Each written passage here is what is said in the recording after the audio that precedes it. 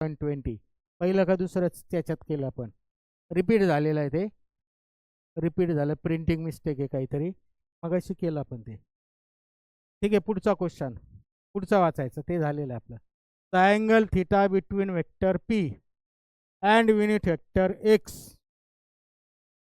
Angle theta between vector P and vector x along x axis.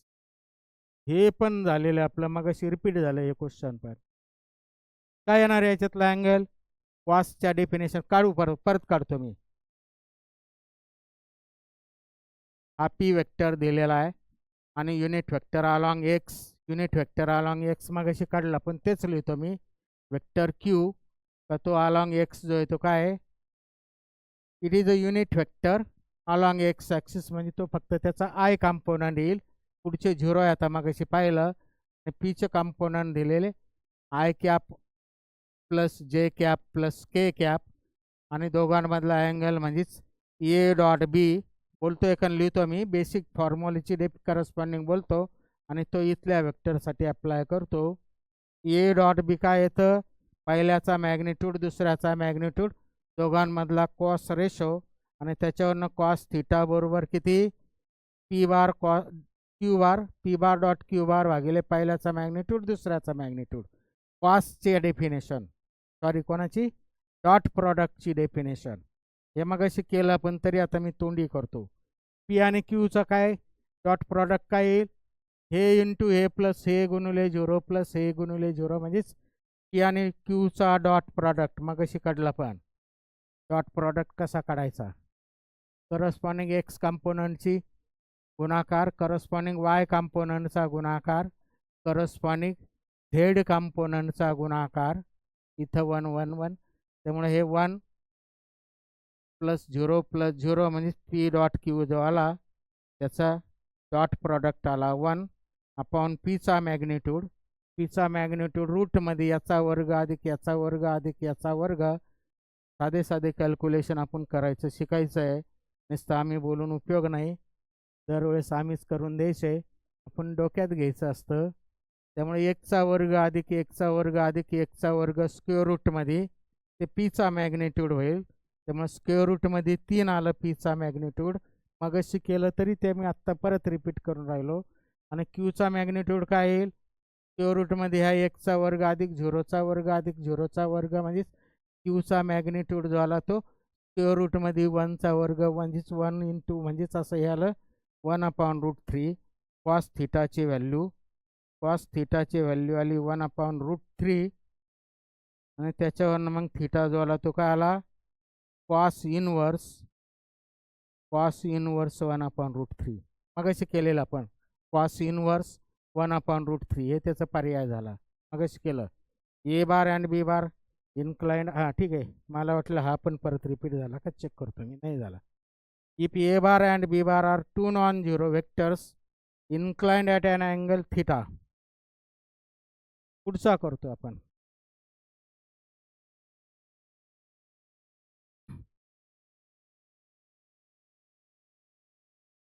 वाचायचा question, carefully वाचायचा, थोडा carefully. Question नुसता वाचायचा नसतो,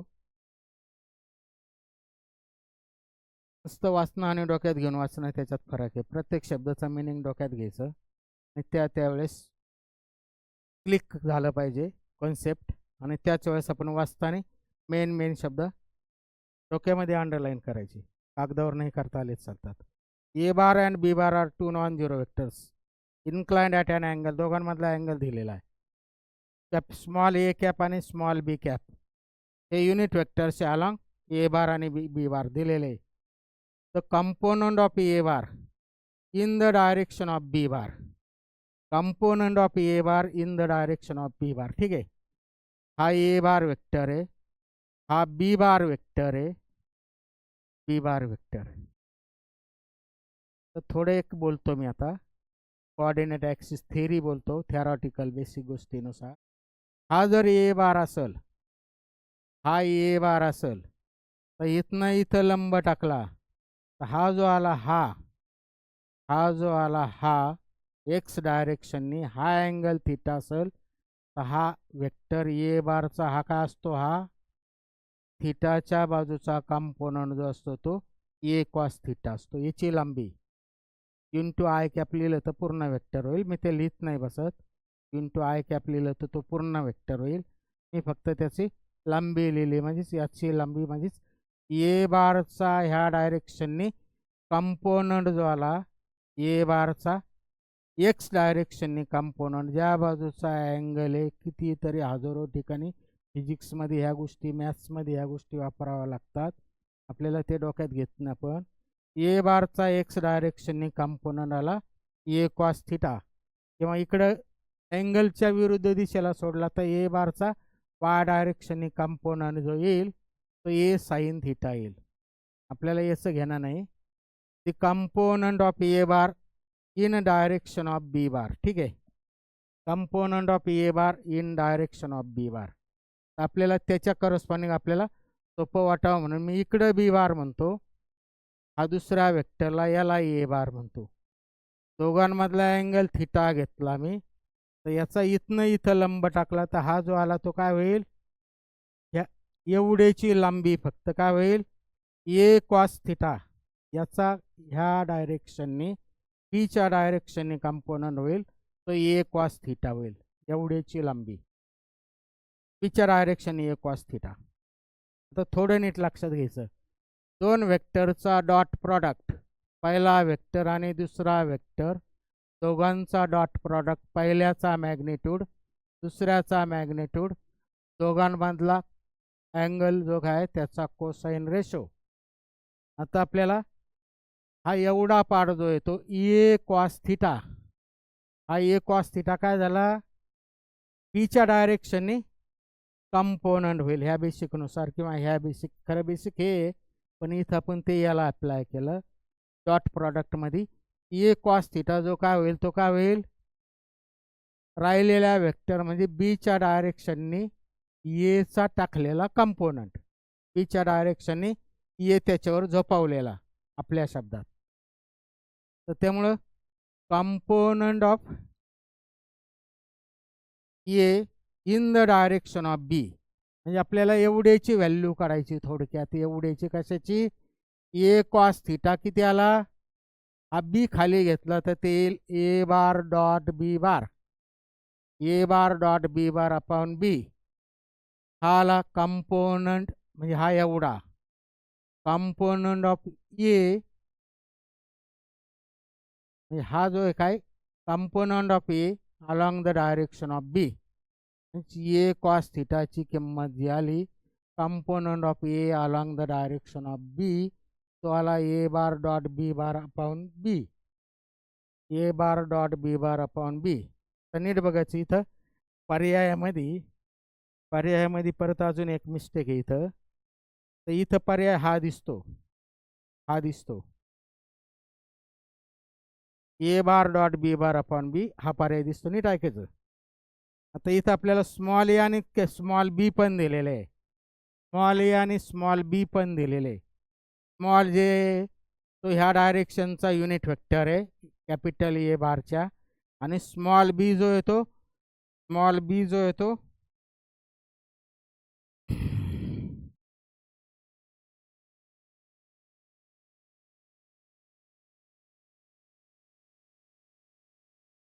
स्मॉल बी जो येतो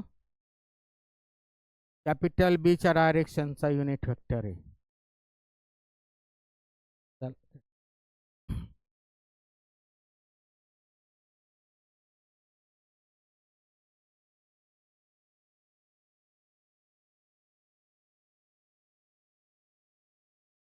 थोडं ऐकायचं, हे पर्याय बरोबर आला आपला. तिथं पर्यायात हे पण उत्तर दिलेलं आणि हे पण दिलेलं, त्यामुळे दोन पर्याय इथं बरोबर झाले उत्तर, दोन पर्याय उत्तर बरोबर झाले. पुढे ते दाखवतो मी. हा एवढा बाजूला घेतला मी, एवढा पार्ट बाजूला घेतला. डॉट प्रॉडक्टचं बेसिक डेफिनेशन, ए बार डॉट दिलेला वेक्टर भागिले त्याचा मॅग्निट्यूड, दिलेला वेक्टर भागिले त्याचा मॅग्निट्यूड काय येतो, कोणताही vector divided by it's magnitude कोणताही वेक्टर डिवायडेड बाय त्याचा मॅग्निट्यूड काय येतो त्याच्या डायरेक्शनचा युनिट वेक्टर का इथं त्याच्या डायरेक्शनचा युनिट वेक्टर जो येतो पी कॅप दिलेला आहे. त्यामुळे एवढ्याची किंमत मी एवढ्या पार्टची किंमत इथं पी कॅप टाकली ए बार तसाच डॉट तसाच आणि एवढ्याचा in terms of the unit vector ते आलं पी कॅप. त्यामुळे हे पण पर्याय इथं बरोबर झाला ए बार डॉट बी कॅप शेवटचा पर्याय. आणि इथं A bar dot B bar upon B A bar dot B bar upon B हा पण बरोबर झालं. त्यामुळे पर्यायामध्ये कोणतं तरी एक ॲन्सर करेक्ट राहील. इथं चुकून कदाचित इथं क्रॉसच्या ऐवजी क्रॉस जर असेल तर नाही होणार, मग हे उत्तर नाही होणार, हे ॲन्सर होईल. इथं क्रॉस चिन्ह पाहिजे होतं, क्रॉस प्रॉडक्ट पाहिजे. आणि प्रिंटिंग मिस्टेक येते.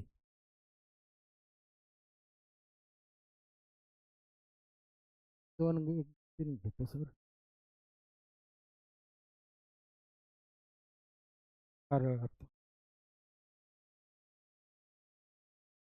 ठीक आहे. पुढचा क्वेश्चन वाचायचा. The angle between angle made by the vector B with Y axis.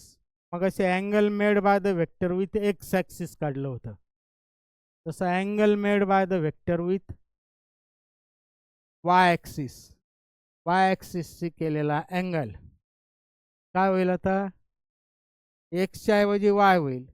Y ॲक्सिसशी केलेला अँगल परत इथं थोडं the angle made by the vector B with Y axis. ठीक आहे. वाय ॲक्सिसच्या डायरेक्शन मी युनिट वेक्टर कन्सिडर करतो. मग सारखंच झालं, वेगळं काय नाही. बी बार दिलेला आहे आणि वाय ॲक्सिसच्या डायरेक्शनने काहीतरी वेक्टर मी त्याला सी बार म्हणतो.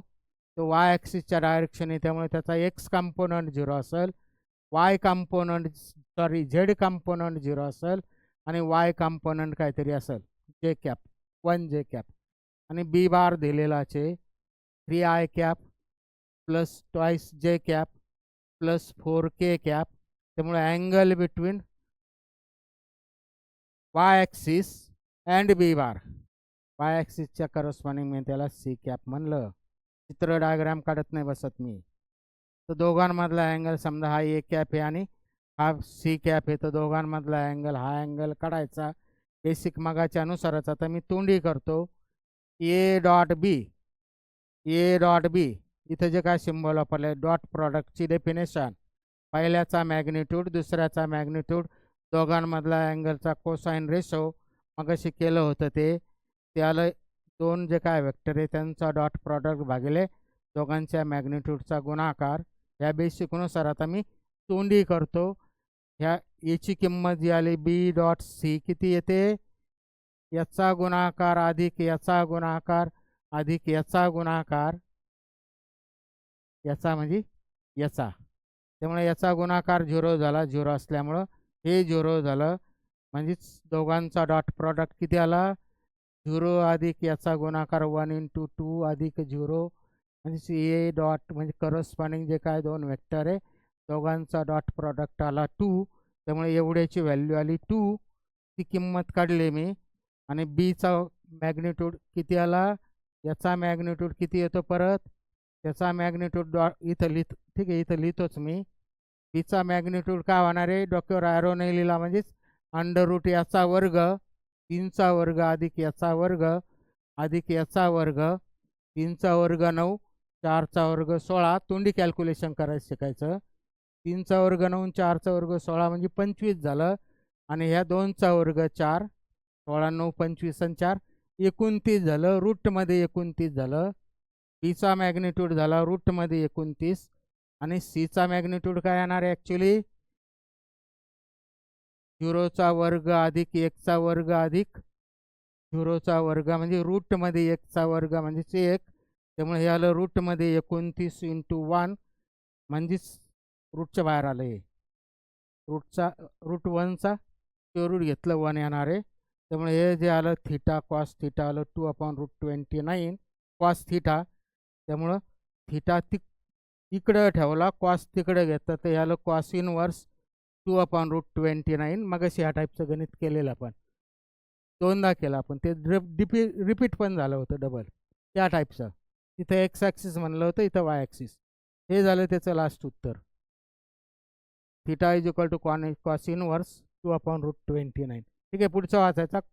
If A and B and if A vector दिलेला आहे, वेक्टर ए दिलेला आहे, त्याचा एक्स कॉम्पोनंट आणि वाय कॉम्पोनंट म्हणजे एक्स वाय प्लेनमध्ये दिलेला आहे.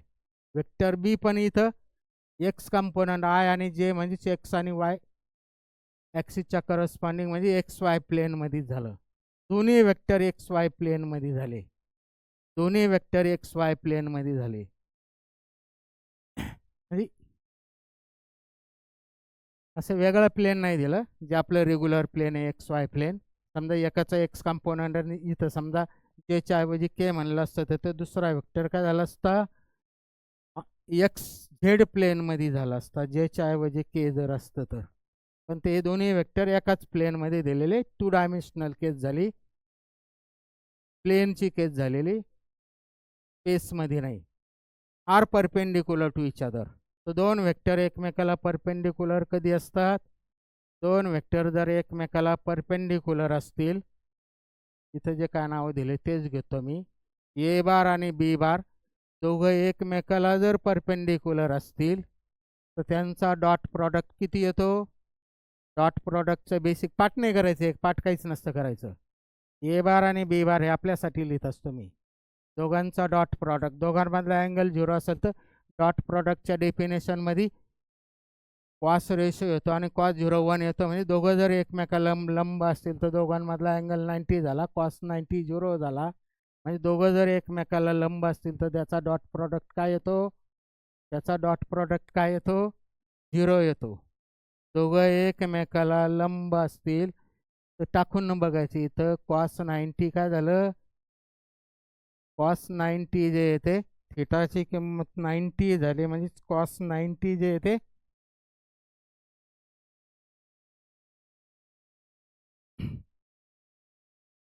कॉस 90, थिटा जो आहे तो 90 झाला. कॉस 90 किती आलं, 1 आला. सॉरी, कॉस 90 किती आलं, 0 आलं. कॉस 90 0 आलं. डॉट प्रॉडक्टची डेफिनेशन पाहिली आपण, कितीतरी बेसिक गोष्टी पाहिलेल्या आहे, ते आपण पाठ नाही करत. आपण इथं परत ते बेसिक डेफिनेशननुसारच लक्षात घेतो. तर दोन वेक्टर एकमेकाला लंब असेल तर त्याचा डॉट प्रॉडक्ट 0 येतं. हेच वाक्य काल मी उलटं पण बोललं तर, म्हणजे जर दोघांचा डॉट प्रॉडक्ट 0 येत असेल तर ते काय होतील, एकमेकाला लंब होतील. त्यामुळे इथं हे जर एकमेकाला दोघं परपेंडिक्युलर दिले तर त्यांचा dot product must be 0. Dot product 0 होईल. म्हणजेच ए बार डॉट बी बार जर 0 असेल तर ते वेक्टर काय होतील, एकमेकाला लंब होतील. B bar and A bar perpendicular होईल कधी, दोन वेक्टर जर एकमेकाला लंब असतील तर. आता दोघांचा डॉट प्रॉडक्ट काढतो मी आता, तो 0 आला पाहिजे आणि मग त्यानुसार तो 0 असेल, ते ज्या अर्थी लंब दिले त्या अर्थी तो 0 आहे. आता इथं दोघे एका खाली एक लिहिले तर काय होईल, परत लिहितो मी, लिहायची गरजच नाही आपल्याला, लिहायची गरजच नाही. जर कन्सेप्ट जर आपण डोक्यात घेतला, A1 I cap plus A2 जे cap, B1 I cap plus B2 जे कॅप, तर त्याचा डॉट प्रॉडक्ट काय होईल, ए डॉट बी किती येतो, कितीतरी वेळेस काढला आपण आजच, यांचा गुणाकार AX BX AY BY basic डेफिनेशननुसार, म्हणजेच A1 B1 याचा गुणाकार आला A2 B2 बेसिक डेफिनेशननुसार डॉट प्रॉडक्टची. बेसिक डेफिनेशन नाही खरं, डॉट प्रॉडक्ट कसा काढायचा त्यानुसार. त्यामुळे याची किंमत आली ए डॉट बी आलं A1 B1 अधिक A2 B2 is equal to 0 आणि त्याच्यावरनं A1 B1 is equal to A2 B2, A1 B1 is equal to A2 B2. हे आलं ते ॲक्च्युली कंडिशन, ही आली ती कंडिशन, एकच झालं. फक्त आता इथं कोणत्या फॉर्ममध्ये दिलेले ते बघतोय मी. A1 खाली B2 घेतला, म्हणजे हा B2 खाली घेतला तर त्याचं उत्तर झालं, सेकंड पर्याय झाला A1 B2 is equal to A2 B1. हे ते ह्या फॉर्ममध्ये इथं लिहिलेलं आहे. A1 B2 is equal to A2B1 प्लसमध्ये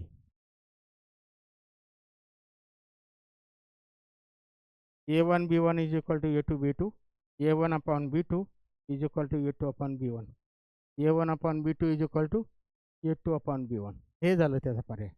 A1 प्लसमध्ये झालं, हे प्लस मायनस, सॉरी एक मिनटं, हे काय आलं, हे तिकडं गेलं, हे तिकडं गेलं, मायनस झालं, दुसरा पर्याय नाही झाला, सॉरी, पर्याय प्लस मायनस म्हणजे हा झाला ए,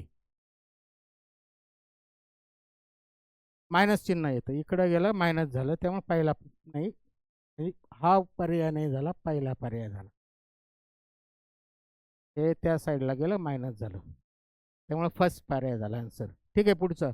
if unit vector is represented, हा युनिट वेक्टर आहे, यू बार जरी म्हणलं तर ते युनिट वेक्टर आहे, हा एवढा दिलेला आहे. देन व्हॅल्यू ऑफ सीज, मग अशी ह्या टाईपचं गणित केलं आपण, ह्या टाईपचा MCQज केला, तर हा तोंडी करू आपण.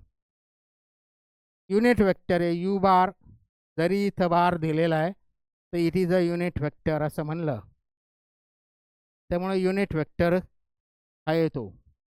तर कोणत्या वेक्टरचा मॅग्निट्यूड किती येतो, त्याच्या करस्पॉन्डिंग एक्स कंपोनंटचा वर्ग म्हणजे 0.4चा स्क्वेअर प्लस करस्पॉन्डिंग वाय कंपोनंटचा वर्ग म्हणजे 0.7चा स्क्वेअर प्लस करस्पॉन्डिंग झेड कंपोनंटचा वर्ग म्हणजे सी स्क्वेअर.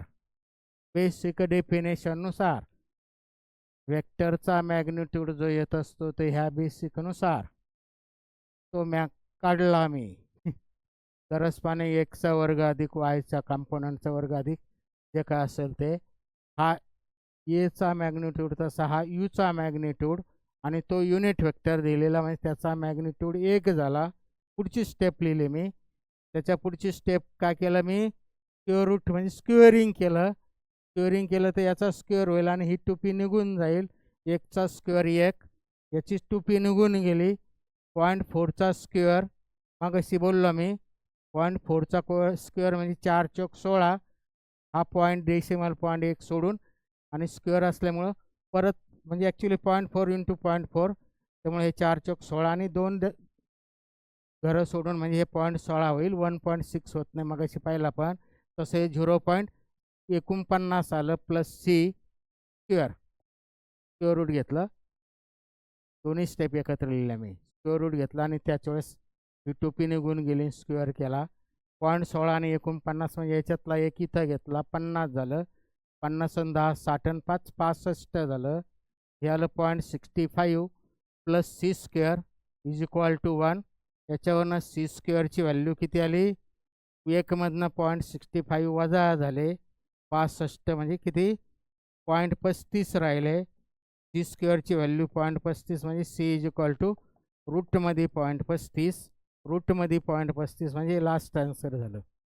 हे सगळे तोंडी हे मुळात हे फिजिक्सचा भागच नाही आणि हा 11वी 12वीचा भाग नाही, हे आपल्याला 7वी 8वी 9वीमध्ये साधे साधे कॅल्क्युलेशन न केल्याचे परिणाम आहे. हे आपल्याला येत असेल तर हे तोंडी झालं, एवढं बेसिक झालं फिजिक्सचं, आणि मग हे कॅल्क्युलेशन तोंडी करून किंवा जास्तीत जास्त एवढी स्टेप लिहून हे डोक्यात घेतलं, एवढी स्टेप लिहिली का उत्तर संपलं, ते डायरेक्ट हे आलं पाहिजे. 2 स्टेप तोंडी, सगळं तोंडी करून जास्तीत जास्त कागदावर 2 स्टेप लिहिल्या, सेकंदात संपतं. ठीक आहे, पुढचा क्वेश्चन. मॅथमॅटिक्स बेसिक जे आहे ते इथं मॅथ्सच क्लिअर होतं, फिजिक्स शिकण्याऐवजी आपल्याला मॅथ्ससाठी फार उपयोग होतो. म्हणजे आम्ही शिकवतो फिजिक्सचे कन्सेप्ट, विषय फिजिक्सचे MCQज CETसाठी, आणि त्याचा फायदा होतो फिजिक्सवाल्यांनी शिकवलेला मॅथ्सवाल्यांना. What is the angle between resultant A plus B and हा A plus B and A bar cross B bar. आता नीट ऐकायचं, परत हा थेरॉटिकल आहे, विचार करण्याजोगा क्वेश्चन आहे. A प्लस B हा काहीतरी वेक्टर A आणि B दोघांचा रिझल्टंट R बार कोणत्या प्लेनमध्ये येणार आहे, वेक्टर A आणि B जे ॲडिशन ट्रायंगल मेथड असू नाही तर पॅरलेलोग्राम असू, त्याचा रिझल्टंट जो आला तो ए आणि बीच्या प्लेनमध्ये असतील त्याच प्लेनमध्ये हा रिझल्टंट आर येणार आहे. म्हणजे हार अँड दोघांचा क्रॉस करून, नीट ऐकायचं आता, अँड दोघांचा क्रॉस करून म्हणजे ए बार आणि बी बार दोघांचा क्रॉस प्रॉडक्ट. ए बार आणि बी बार दोघांचा क्रॉस प्रॉडक्ट काय येतो, तो त्या प्लेनमध्ये येत नाही. क्रॉसची डेफिनेशन काल पाहिले. पण दोन वेक्टरचा क्रॉस प्रॉडक्ट जे येतो, तिसरा जो वेक्टर येतो तो ते दोन वेक्टर ज्या प्लेनमध्ये त्या प्लेनला लंब असतो. काल पाहिला पण राईट हँडेड स्क्रू रूलनुसार तो लंब वरती येतो. असा फिरत असेल अँटी क्लॉकवाईज तर वरती येईल, क्लॉकवाईज जर फिरत असेल तर तो लंब खाली येईल. त्यामुळे ए बार क्रॉस बी बारचा जो काय रिझल्टंट येणार आहे, हा ए बार असेल हा बी बार असेल तर त्याचा जो काय रिझल्टंट येणार आहे, हा काल आपण डायग्राम पण काढली होती काल म्हणजे आधीच्या लेक्चरला, तर त्याला सी बार म्हणलो होतो, तो असा आला होता. म्हणजे इथं ए बार आणि बी बार ज्या प्लेनमध्ये त्या प्लेनमध्ये याचा रिझल्टंट येतो हा आर. आणि ए बार क्रॉस बी बार या दोघांचं एकत्र करून क्रॉस प्रॉडक्ट मल्टिप्लिकेशन करून हा जो रिझल्टंट येणार आहे, हा रिझल्टंट याला मी काल जे नाव दिलं त्याला सी बारच म्हणतो. हा सी बार असा असणार आहे. तर आर आणि सी बार मधला अँगल काय झाला, इथं काय विचारलं पुढं, what is the angle between resultant of A plus B and A cross B. काय होईल अँगल आता, दोघांचा क्रॉसचा वेक्टर इकडं आला आणि दोघांच्या ॲडिशनचा वेक्टर त्याच प्लेनमध्ये आला म्हणजे असा. म्हणजे दोघांमधला अँगल काय झाला, आर बार असा झाला आणि सी बार काय झाला, असा झाला. म्हणजे दोघांमधला अँगल 90 डिग्री झाला. दोघांमधला अँगल 90 डिग्री झाला म्हणजे π/2 रेडियन. रेडियनमध्ये दिलेलं इथं. हे झालं त्याचं उत्तर. थेरॉटिकल क्वेश्चन आहे, छान क्वेश्चन आहे. थेरी अप्लाय करायला, थेरी अप्लाय करावं लागते आपल्याला. नुसतं कन्सेप्ट असून माहिती उपयोग नाही, तो पूर्ण डायजेस्ट झालेला पाहिजे. क्वेश्चन जर आपल्याला नीट लक्षात घेतला आणि तो कन्सेप्ट जर पूर्ण डायजेस्ट झालेला असेल तर त्याचं उत्तर येईल. नुसतं कन्सेप्ट माहिती असून उपयोग नाही. The angle subtended by vector A bar दिलेला आहे त्याच्या रिझॉल्ट कंपोनंटमध्ये. आता आपण बरेचसे प्रॉब्लेम सोडवले वेक्टरवरचे. आता आपल्याला ते कसं अप्लाय करायचं, कोणते फॉर्म्युले, आता पटापट आलं पाहिजे. The angle subtended by vector A 3 component दिले and with the X axis. मग अशी ह्या टाईपचं गणित केलेलं. आता डायरेक्ट बोलतो मी. का आला अँगल दोघांमधला, डॉट प्रॉडक्टच्या डेफिनेशननुसार, डॉट प्रॉडक्टच्या डेफिनेशननुसार तो का आला होता या टाईपनी. बाय डेफिनेशन इथं बी म्हणजेच एक्स ॲक्सिसच्या करस्पॉन्डिंग, एक्स ॲक्सिसच्या करस्पॉन्डिंग म्हणजे ह्या बीचं हे काढलं आपण मॅग्निट्यूड, युनिट वेक्टर घेतला तर तो V1 झाला. याचा मॅग्निट्यूड इथं दिसतो. आता मी डायरेक्ट तोंडी करून राहिलो. याचा वर्ग अधिक याचा वर्ग अधिक याचा वर्ग, 4चा वर्ग 16, 12चा वर्ग 149, सॉरी 144, 16 आणि 144 म्हणजे ते 106. ठीक आहे, 4चा वर्ग 16 अधिक 12. नीट लक्षात घ्यायचं, नुसतं ऐकायचं नसतं. फॉर्म्युला वापरतो मी बेसिक मॅग्निट्यूड काढण्याचा. एक्स कॉम्पोनंटचा वर्ग जो काय, वाय कॉम्पोनंट जो काय त्याचा वर्ग अधिक झेड कॉम्पोनंट जो काय त्याचा वर्ग बरोबर रिझल्टंट येतो. रिझल्टंटचा मॅग्निट्यूड येतो म्हणजे तो काय होईल, 4चा वर्ग 16 अधिक 3चा वर्ग 9 अधिक 12चा वर्ग 144. हे सगळं स्क्वेअर रूटमध्ये येईल. आपल्यासाठी थोडं लिहून राहिलं मी. 144 आणि 16 160, हे 9 169 झालं. त्याचा मॅग्निट्यूड म्हणजे एचा मॅग्निट्यूड म्हणजे एची किंमत रूटमध्ये 169 आली. ॲक्च्युली त्याला ए म्हणलेलं. पण नीट लक्षात घ्यायचं, मी सगळ्या स्टेप लिहून त्या स्टेप तेच करून अजून आपल्याला हे नाही करत मी, काय म्हणतात त्याला, अजून जास्त अपंग बनवत नाही, आपल्या बुद्धीला पंगू बनवत नाही मी. आपण बरेचसे क्वेश्चन सोडून पाहिले. स्क्वेअर रूट मॅग्निट्यूड कसा काढायचं त्या बेसिकनुसार आत्ता मी इथं 2 वेळेस बोललो. याचा वर्ग अधिक याचा वर्ग अधिक याचा वर्ग. हे का आपण 5वी 6वीचे मुलं नाही आहे. त्यामुळे 4 चौक 16 अधिक 9 अधिक 144. 16 144 झाले 160 अधिक 9 म्हणजे 169 169 झाले 169.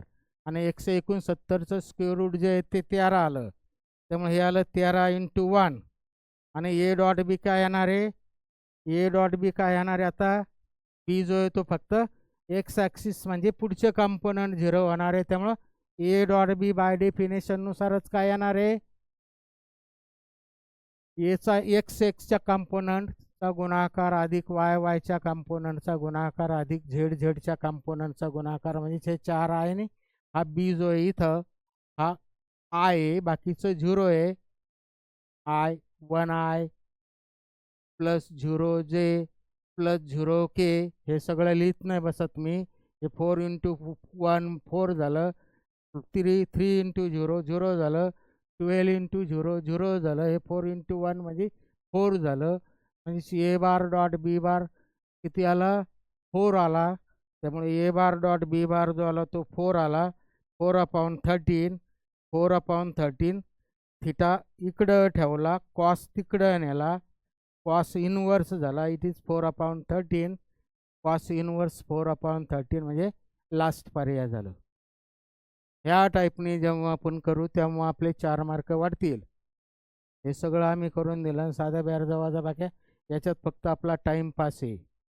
आपल्याला छान वाटेल पण त्याच्यात आपला वेळ जाईल.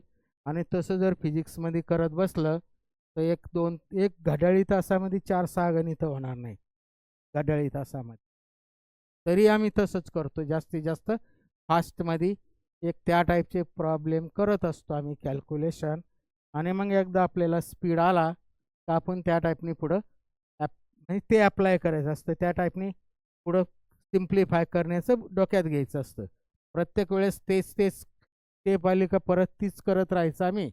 परत बेरीज करायची, परत गुणाकार, ते करून काही उपयोग नाही. त्याच्यात आपल्याला छान वाटतं, आपला वेळ जातो आणि अजून आपण बुद्धीने अपंग होत जातो,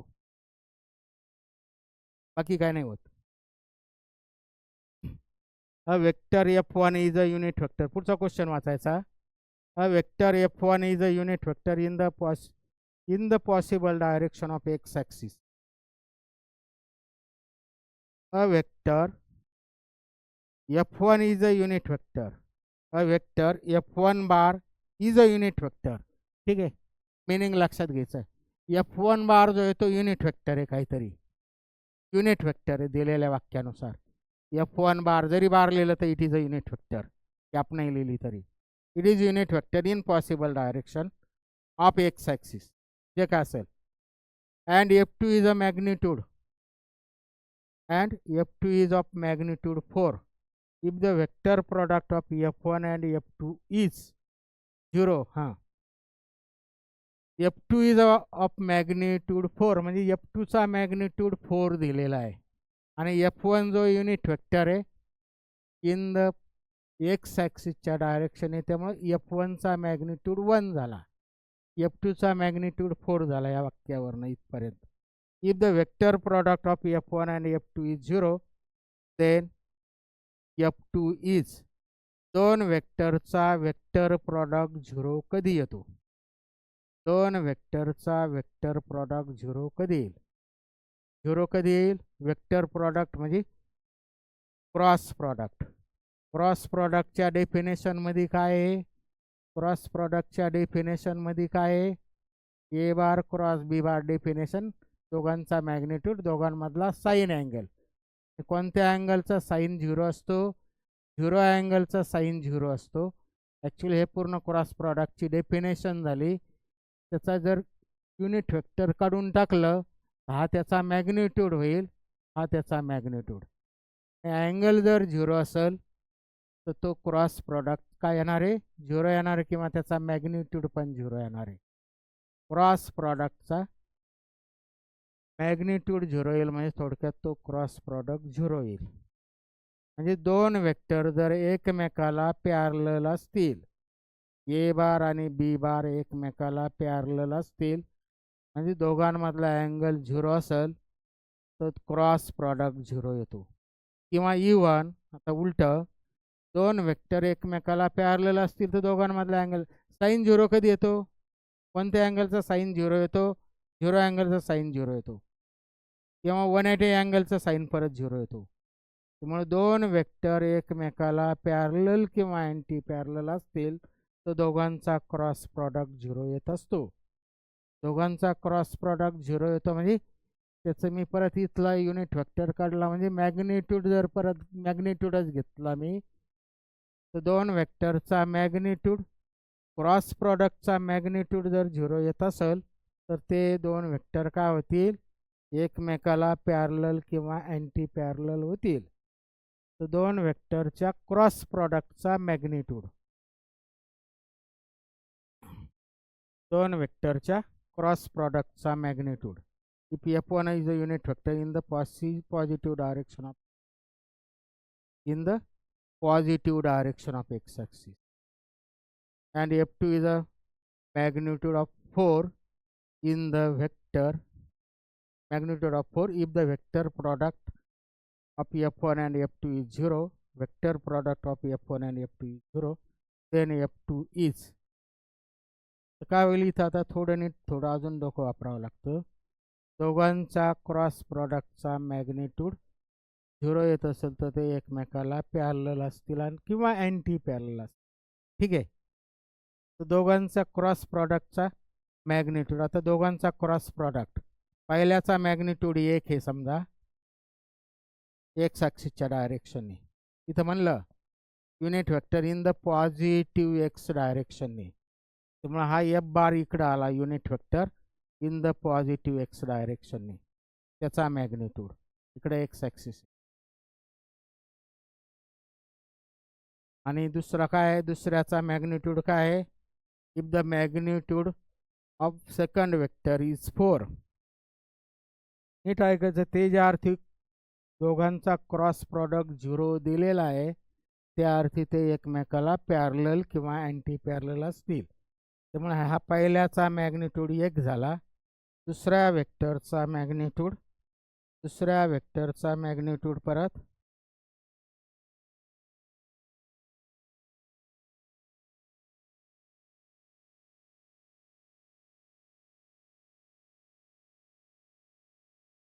दुसऱ्या वेक्टरचा मॅग्निट्यूड किती? आता हा 4 झाला, हा 4 झाला. दोघं जर पॅरलल असेल तर काय होईल? मग दोघं पॅरलल असेल तर त्या दोन वेक्टरचा एक्स कंपोनंट येणार आहे, म्हणजे फक्त तो +4i येणार आहे. दोघांचा एक्स कंपोनंटचा दोघांचा काय होणार आहे? पहिला 1 आणि दुसरा 4 आहे, त्यामुळं दोघांचा मॅग्निट्यूड काय होणार आहे? 1 आणि 4 चा गुणाकार हा 4 झाला, साधा गुणाकार होईल मॅग्निट्यूड. आणि मग तो पॉझिटिव्ह एक्स डायरेक्शनने असेल तर 4i होईल, आणि दोघांचा क्रॉस प्रॉडक्ट होईल. आणि समजा तो दुसरा वेक्टर म्हणजे 4 इकडच्या दिशेने न राहता जर 4 अपोजिट दिशेने असेल, म्हणजे इकडे f1 आणि f2 कोणतं? त्याच्या अपोजिट दिशेने इकडे 4 f2, तर दोघांचा मॅग्निट्यूड काय होणार आहे?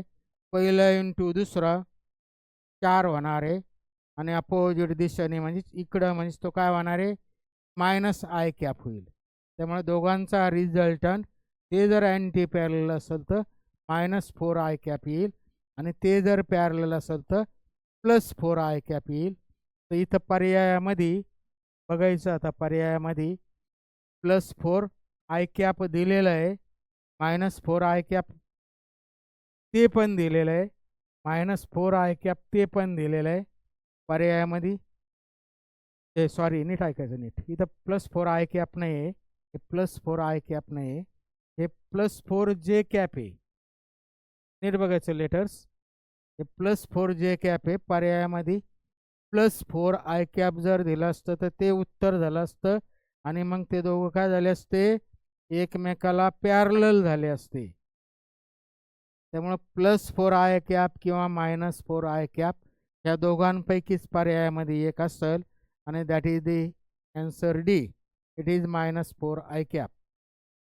हे 4j आहे. ए पर्याय जो आहे तो i नाही आहे, j आहे. त्यामुळे पर्यायामध्ये कोणतं तरी एक +4 किंवा -4 आयच्या फॉर्ममध्ये पाहिजे. दोघातून कोणता एक चाललं तर इथं -4i दिलं आणि दोघं जे आहे ते काय झाले ॲक्च्युली एक्स म्हणजे अँटी पॅरलल झाले, अँटी पॅरलल. दुसरा वेक्टर जो आहे मोठ्या मॅग्निट्यूडचा म्हणजे 4 जो आहे तो किती इकडे आहे, उलट्या डायरेक्शन. बेसिक कळत असेल तर 4 तिकडं आणि 1 मॅग्निट्यूडचा उलट्या डायरेक्शनने नाही होणार.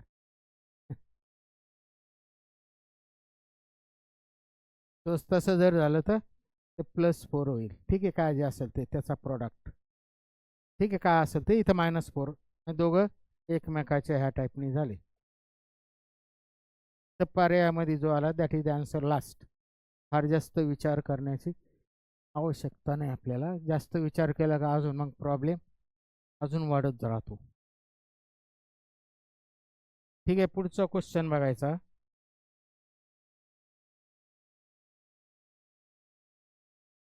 17-18 क्वेश्चन नाही होत आपले तास देत असं. For 3 non-zero vectors a plus b is equal to c and a square plus b square is equal to c square, then angle between these. नीट ऐकायचं, a plus b plus c vector आहे. प्रत्येक वेळेस vector बोलत नाही बसत मी. a bar plus b बार ह्या दोघांचा resultant जो आला तो हा तिसरा c बार आला. काय होणार आहे, ते ज्या प्लेनमध्ये त्या प्लेनमध्येच तो तिसरा रिझल्टंट येणार आहे. a बार आणि c बार असे तिरके असतील तर हा तिरक त्यांचं प्लेन होईल. ते असे असेल तर हे प्लेन होईल हॉरिझॉन्टल. ते उभ्या फळ्यावर असेल तर हे व्हर्टिकल प्लेन होईल. ते कसेही असू त्या दोघांचा रिझल्टंट ते ज्या प्लेन कवर्ड करणार आहे त्या प्लेनमध्येच त्याचा रिझल्टंट सी बार येईल. हे बेसिक झालं. तर ए बार प्लस बी बार हे पुढं काय A square plus B square is equal to C square. पहिल्या वेक्टरचा मॅग्निट्यूडचा वर्ग अधिक दुसऱ्या वेक्टरचा मॅग्निट्यूडचा वर्ग बरोबर रिझल्टंटच्या मॅग्निट्यूडचा वर्ग. म्हणजे थोडक्यात काय झालेलं आहे ते रिझल्टंट समजा हा ए बार असेल, हा बी बार असेल, बी बार असेल तर हा त्याचा रिझल्टंट आला हा सी बार. पायथागोरसच्या थेरमनुसार ए बार आणि ज्या अर्थी हे एका बाजूचा वर्ग अधिक दुसऱ्या बाजूचा वर्ग बरोबर कर्ण वर्ग त्या टाईपनी, म्हणजे त्याचा अर्थ ए बार आणि बी बार काय एकमेकाला लंब आहे. Then angle between A bar and B bar is. याच्यावरनं दिसतं या दोघांचं बेसिक कळत असेल पायथागोरस थेरम काटकोन त्रिकोणाचं बेसिक. तर A bar plus B bar square sorry A square अधिक B square is equal to C square. हे जर कळत असेल तर ए आणि बी काय असतील दोघं एकमेकाला लंब असतील. हे इथंच दिसतं. That is the first answer झालं त्याचं. हे बेसिक झालं. हे इथं वेक्टरचं म्हणजे बेसिक झालं. इथं वेक्टर असल्यामुळे ते फक्त वेक्टर्स याच्यामध्ये आलं आहे. Which one of the following is a unit vector. आता नीट पुढचं पण साध्या साध्या गोष्टी फक्त आपल्याला कन्सेप्ट क्लिअर होत असतात. जो काय कन्सेप्ट आपण शिकलो ते MCQ सोडून अजून क्लिअर होतात. Which of the unit vector of the following. कोणतं युनिट वेक्टर आहे तर 4 पर्याय दिल्या. पहिल्यामध्ये आय आणि जे कंपोनंट दिले, पुढच्यात आय आणि जे, त्या पुढच्यात आय आणि जे दिले, पुढच्यात आय आणि जे दिले. चारही जे काय वेक्टर दिले पहिला दुसरा तिसरा चौथा चारही पर्यायातले वेक्टर जे 2 डायमेन्शनल केस आहे. XY प्लेन मधली चारहींचे प्लेन XY आणि 2 डायमेन्शनल. तर 2 डायमेन्शनल मध्ये मॅग्निट्यूड किती येत असतो पहिल्याचा वर्ग एक्स कंपोनंटचा अधिक वाय कंपोनंटचा वर्ग. पुढचा ए झेड येणारच नाही, पुढचं प्लस ए झेड स्क्वेअर येणारच नाही. कोणतं खालील कोणता वेक्टर जे ह्या चारही पैकी युनिट वेक्टर आहे. कोणाचं उत्तर 1 येणार आहे, कोणाचं उत्तर 1 येणार आहे. याचं स्क्वेअर रूट घेतलं तर 1चं स्क्वेअर म्हणजेच आता थोडं मी स्टेप आपल्यासाठी लिहून राहिलो. तर कोणाचं उत्तर हे येणार आहे 1, कारण ए इज अ युनिट वेक्टर. जो काय वेक्टर म्हणला आपण ए जो का असणार आहे त्याला युनिट वेक्टर का आपल्याला चारहीपैकी कोणता शोधायचा आहे. तर आपल्याला ट्रिग्नॉमेट्रीचं बेसिक जर कळत असेल तर हे आलं ए एक्स आलं कॉस स्क्वेअर थिटा प्लस ए वाय आलं साइन स्क्वेअर थिटा आणि मग याचं स्क्वेअर रूट घेतलं तर हे आलं cos square theta plus sign square theta. हे आपल्यासाठी सोडून राहिलो. आणि cos square theta plus sign square theta म्हणजे काय आलं त्याचं याची व्हॅल्यू 1 आलं म्हणजेच युनिट वेक्टर आला. Cos square theta plus sign square theta याचं उत्तर किती येतं 1 सोडून दुसरं नाही येत. फंडामेंटल ट्रिग्नॉमेट्रीची first identity sine square theta plus cos square theta is equal to 1. त्यामुळे याच्यातला कोणाचा मॅग्निट्यूड काढल्यावर त्याचं उत्तर 1 येईल. तर ते आत्ता मी केलं इथं आपल्यासाठी. Sine cos square theta plus sign square theta याचा मॅग्निट्यूड रूटमध्ये असा येणार आहे म्हणजेच त्याची किंमत 1 होईल. या पुढच्याचे मॅग्निट्यूड वेगळे येणार आहे. याचं वेगळं येणार आहे हे रूटमध्ये 4 अधिक रूटमध्ये 4 म्हणण्यापेक्षा आपल्यासाठी स्टेप लिहितो 2चा स्क्वेअर अधिक वजा 3चा स्क्वेअर म्हणजे याचा मॅग्निट्यूड किती येणार आहे 9 4 13 झाला. त्यामुळे हा युनिट वेक्टर नाही झाला सी. ह्या टाईपने आपल्याला सगळे काढता येईल. हा किती येणार आहे रूटमध्ये साइन स्क्वेअर थिटा मायनस 2चा वर्ग 4 आणि कॉस स्क्वेअर थिटाचा वर्ग ॲक्च्युली कॉस स्क्वेअर थिटा आणि मायनस म्हणजे हा प्लस होईल. याचा वर्ग याचं मॅग्निट्यूड एवढा आला. त्यामुळे याचं उत्तर 1 नाही होणार. किंवा याचं पण उत्तर काय होईल ॲक्च्युली हे 1/3 आय कॅप रूटमध्ये 3 आय कॅप प्लस j/√3 मध्ये जे कॅप याचं मॅग्निट्यूड किती येणार आहे 1/3चा √3चा वर्ग 3 आणि हे 1/√3चा वर्ग परत 1/3. त्यामुळे याला 1/3 अधिक 1/3 म्हणजे √2/3. त्यामुळे याचाही मॅग्निट्यूड आपल्याला 1 नाही येत. मॅग्निट्यूड याचा 1 येतो. हे तोंडी लगेच दिसतं. हे काढलेलं आपण कॉस आणि साईनचा स्क्वेअर जर केला तर तो 1 होतं. त्यामुळे आपल्याला इथंच उत्तर आलं. त्यामुळे पर्याय इथंच झाला. पुढचे मॅग्निट्यूड फक्त मी आपल्याला कसे काढायचे असतात किंवा आपल्याला थोडे मॅथमॅटिकल कॅल्क्युलेशनची हॅबिट व्हावं म्हणून मी ते काढून दाखवलं. नाही तर इथं पहिला पर्याय लगेच दिसतो. सीधे आन्सर त्याचं when the vector A and B are incline to each other at an angle theta. दोन वेक्टर पुढचा थोडं नीट वाचतो. When vector A and B are incline to each other and angle theta. डोक्यात घ्यावं लागतं फिजिक्सचं. ए बार आणि बी बार दोघांमधला अँगल थिटा 90पेक्षा कमी दिलेला आहे. Then the resultant of two vector is then the resultant of two vector a bar and b bar is of magnitude p.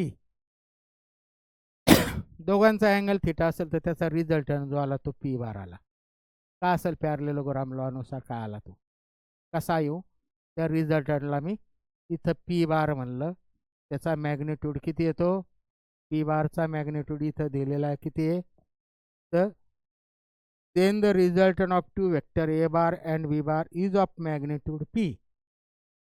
त्यामुळे तो वेक्टर पी असेल तर त्याचा मॅग्निट्यूड टकर बाण नाही लिहिला म्हणजे हा त्याचा मॅग्निट्यूड पी झाला. हा दोघांचा रिझल्टंट वेक्टर झाला पी बार.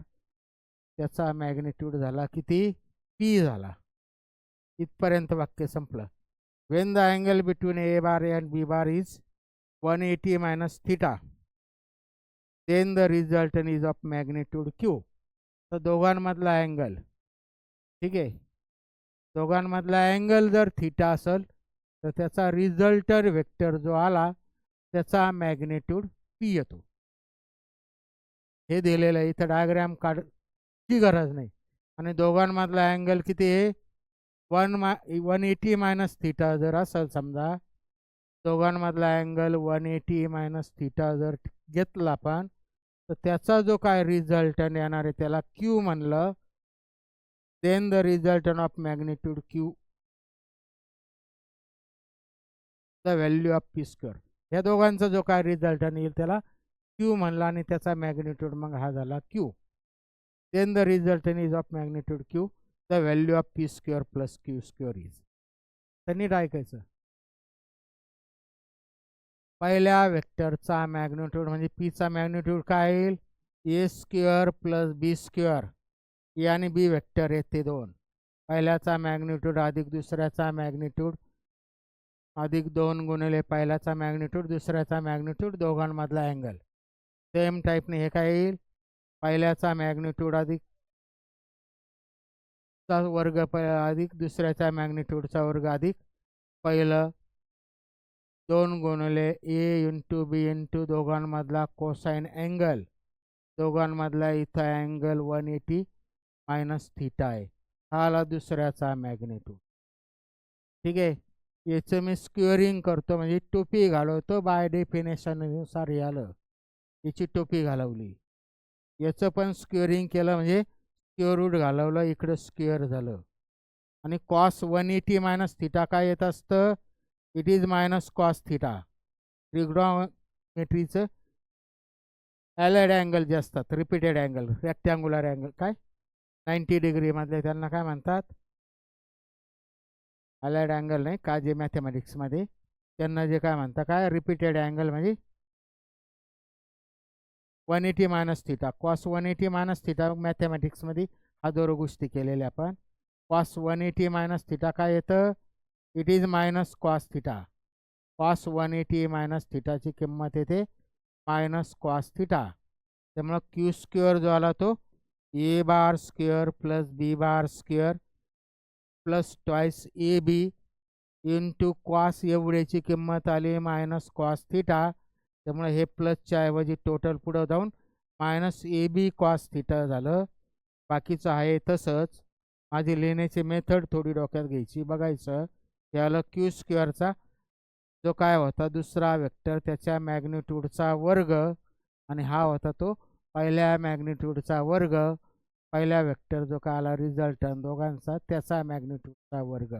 फरक काय इथं, इथं हे प्लसच्या ऐवजी हे अँगल 180 मुळं असल्यामुळं मॅथमॅटिक्सच्या बेसिकनुसार हे प्लसचं मायनस झालं. त्यामुळं दोघांच्या पुढं काय म्हणलं, value of P square plus Q square. त्यामुळं P square plus Q square घेतला मी, त्याची किंमत काढायची आपल्याला किती येते.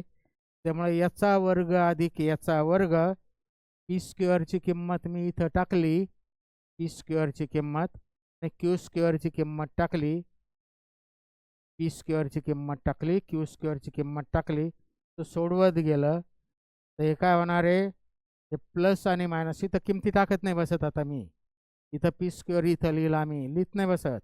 पी स्क्वेअर लिहिला इथं प्लस, तसंच क्यू स्क्वेअर म्हणजे हे इथं लिहिला मी, लिहिला काय होईल, याची ही वजा तिसरं कंपोनंट जे आलं, तिसरं जे काय याच्यातली तिसरी टर्म वजा आणि याच्यातली तिसरी टर्म प्लस, हे दोघे सारख्याचे. त्यामुळे हे एकमेकाला कॅन्सल होईल, ही एकमेकाला कॅन्सल होईल. शिल्लक राहील ए वर्ग अधिक ए वर्ग म्हणजेच 2 वेळेस ए स्क्वेअर प्लस बी स्क्वेअर अधिक बी स्क्वेअर म्हणजेच 2 वेळेस बी स्क्वेअर. त्यामुळे ते बाहेर आले 2, शिल्लक राहिला ए स्क्वेअर अधिक बी स्क्वेअर. रूटच्या 2 बाहेर आले. त्यामुळे पी स्क्वेअरची प्लस क्यू स्क्वेअरची व्हॅल्यू आली एवढी, 2 इंटू रूटमध्ये ए square plus B square, 2 into रूटमध्ये ए स्क्वेअर प्लस बी स्क्वेअर, ही आली त्याची व्हॅल्यू. ते झालं त्याचं आन्सर. पुढचं बघायचं, a vector A of magnitude 5√3 and another vector b of magnitude 10 units are inclined to each other at an angle of 30 degree. The magnitude of vector product of two vectors. Magnitude of vector product of two vectors. Vector product नीट ऐकायचं. दोन vector जे ए त्याचा magnitude दिलेला आणि बी वेक्टरचा magnitude दिलेला आहे आणि दोघांमधला अँगल दिलेला आणि काय विचारलं, वेक्टर प्रॉडक्टचा मॅग्निट्यूड. वेक्टर प्रॉडक्टचा मॅग्निट्यूड म्हणजेच ए बार क्रॉस बी बार हा जो येतो बाय डेफिनेशननुसार ए पहिल्याचा मॅग्निट्यूड दुसऱ्याचा मॅग्निट्यूड दोघांमधला साईन अँगल इंटू त्याला परपेंडिक्युलर त्या डायरेक्शनने जो ह्या दोघं ज्या प्लेनमध्ये ए बार आणि बी बार त्याला परपेंडिक्युलर असणारा तिसरा येतो क्रॉस प्रॉडक्ट. हा पूर्ण वेक्टर झाला. मी जर त्याचा युनिट वेक्टर बाजूला केलं त्याचं डायरेक्शन तर हा त्याचा मॅग्निट्यूड होईल, हा त्याचा मॅग्निट्यूड होईल. ए बार क्रॉस बी बार हा जो तिसरा वेक्टर येतो काल पाहिला आपण, सी बार जो म्हणला पण ए बार आणि बी बार ज्या प्लेनमध्ये त्याला लंब असणारा सी बार त्याचा मॅग्निट्यूड एवढा झाला किती, ए बी साईन थिटा. तर त्याच्यापैकी हा सी बार झाला, त्याचा मॅग्निट्यूड झाला. ॲक्च्युली सी बारचा मॅग्निट्यूड म्हणजे असल्या नाही तर असल्या, आपण जे दाखवलं बेसिक सिम्बॉल काल थेअरीमध्ये त्यानुसार त्याचा मॅग्निट्यूड किती आला. पहिल्याचा मॅग्निट्यूड दिलेला आहे 5√3, 5√3 याची किंमत दिलेली आहे. याची किंमत दिलेली 10 इंटू 10 इंटू अँगल दिलेला आहे. इंटू अँगल म्हणजे साईन 30, साईन 30 म्हणजेच किती 1/2 हे बाकीचं आहे तसंच आहे तसंच, प्रत्येक वेळेस ते लिहायची गरज नाही. 5√3 इंटू 10 इंटू साईन 30 म्हणजे सगळ्या गोष्टी पुन्हा पुन्हा लिहायची गरज नसते आपल्याला, तोंडी कॅल्क्युलेशन करायची असतं. हे 25√3 हे आलं. त्या दोघांमधला अँगल हे काय जे विचारलं होतं, what is the magnitude of vector product, म्हणजे ह्या सी याचा वेक्टर प्रॉडक्टचा जो मॅग्निट्यूड आहे म्हणजे सीचा मॅग्निट्यूड तो आला. हे जर कळत असेल तर 5×5=25 इंटू √3, 25 इंटू √3, 25 इंटू √3 म्हणजे हे त्याचं आन्सर झालं सी. पुढचा क्वेश्चन वाचायचा, पुढचा क्वेश्चन वाचायचा. स्पीड वाढवायचं असतं, पण नुसतं काहीतरी तासभर बसायचं आणि 2 गणितं मेकॅनिकली करायचे असं नसतं. आपल्याला जर मनापासून करायचं असेल तर त्या गोष्टी कराव्या लागतात. इफ ए पहिल्या वेक्टरचा मॅग्निट्यूड काय जे असेल, स्मॉल लेटरने लिहू नाही तर कॅपिटल लेटरने लिहू, पण त्या जे काय लिहिलं ते काय, पहिला वेक्टर त्याचा मॅग्निट्यूड दिलेला आहे √26, दुसरा वेक्टरचा मॅग्निट्यूड दोन्ही बाजूला 2 दांडे आणि वर बाण म्हणजेच मॅग्निट्यूड आपण अशा शब्दात लिहितो, असं लिहिलं तरी चालतं. आणि दोघांचा क्रॉस प्रॉडक्ट जो आहे, दोघांचा क्रॉस प्रॉडक्ट आत्ता पाहिलं होतं आपण, दोघांचा क्रॉस प्रॉडक्ट काय येतं बाय डेफिनेशन हे येतं, तो क्रॉस प्रॉडक्ट त्याचं डायरेक्शन जर बाजूला केलं तर त्याचा मॅग्निट्यूड हे झाला, तो दिलेला आहे किती, ए बार क्रॉस बी बारचा मॅग्निट्यूड 35. नीट ऐकायचं आता. ए बार क्रॉस बी बारचा मॅग्निट्यूड म्हणजे याची किंमत दिलेली 35, स्मॉल एची किंमत दिलेली √26, स्मॉल बीची किंमत दिलेली 7 साईन थिटा, साईन थिटा. याच्यावरनं साईन थिटाची व्हॅल्यू किती आली, साईन थिटा किती आलं, हे खाली इकडे भागाकाराला आलं. सगळ्या बारीक सारीक स्टेप मी लिहित नाही, फार पंगू करणं मला आवडत नाही, त्यामुळे हे 7 खाली आलं. 7×5=35, 5 आणि √26 खाली आलं, त्यामुळे हे राहिलं 5/√26 साईन थिटाची किंमत आलं. चेक करतो मी, 35/7 म्हणजेच किती 7×5 आणि √26 हे आलं साईन थिटा. ह्या याच्यावरनं दिलेल्यावरनं साईन थिटाची किंमत एवढी आली दिलेल्या गोष्टीवरनं. तर अजून पुढं काय म्हणलेलं आहे ते बघू. Find A dot B, A dot B काढायचं आहे आपल्याला. आता ए डॉट बी काय येतं, A dot B by definition दोन वेक्टरचा डॉट प्रॉडक्ट, दोन वेक्टरचा डॉट प्रॉडक्ट काय, पहिल्याचा मॅग्निट्यूड दुसऱ्याचा मॅग्निट्यूड दोघांमधला कोसाइन रेशो, डॉट प्रॉडक्टची डेफिनेशन कॉस थिटा. तर पहिल्याचा मॅग्निट्यूड किती आहे तिथं दिसतो, किंवा इथं मी याचा मॅग्निट्यूड लिहिलेला आहे किती आहे, ठीक आहे, इथं कुठं दिसताना मी खोडलं ते. एचा मॅग्निट्यूड आहे √26 आणि बीचा मॅग्निट्यूड आहे 7. इथं कॉमा पाहिजे. एचा मॅग्निट्यूड आहे √26, बीचा मॅग्निट्यूड आहे 7. त्यामुळे हे झालं √26 × 7 × cos थिटा. आपल्याला याची व्हॅल्यू काढायची ए डॉट बी. तर याला 7 √26 × cos थिटाची किंमत आपल्याला ह्या पहिल्यावरनं मिळालेली साईन थिटा, त्याच्यावरनं आपल्याला cos थिटाचं कन्व्हर्जन करता येईल. तर साईनचं basic sine square theta plus cos square theta is equal to 1. हे जे काय येतं फर्स्ट फंडामेंटल आयडेंटिटी ट्रिग्नॉमेट्रीची, याच्यावरनं आपल्याला कॉस थिटाची किंमत मी in terms of the sine theta ठेवते इथं. त्यामुळे कॉस स्क्वेअर थिटा किती येईल 1 - साईन स्क्वेअर थिटा. आणि त्यामुळे कॉस थिटा किती आलं रूटमध्ये 1 - साईन स्क्वेअर थिटा.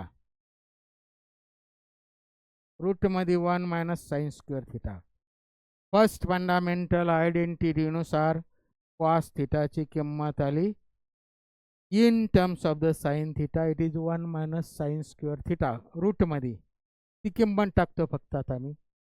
रूटमध्ये 1 - साईनची किंमत एवढी आहे. ही किंमत 1 - साईन स्क्वेअर काय होईल 5चा वर्ग 25. याचं स्क्वेअर आणि स्क्वेअर रूट निघून गेलं, त्यामुळं 25/, स्क्वेअर रूट निघून गेलं. नीट ऐकायचं, ही किंमत मी डायरेक्ट नाही टाकली, कशी टाकायची स्टेप बोललो मी. 1 - साईनचा वर्ग आहे इथं, त्यामुळे याचा वर्ग म्हणजे 5चा स्क्वेअर 25 झालं आणि याचा स्क्वेअर आणि स्क्वेअर रूट निघून गेलं, त्यामुळे 25/√26 हे आलं. त्याचं कॅल्क्युलेशन करून तेवढी किंमत.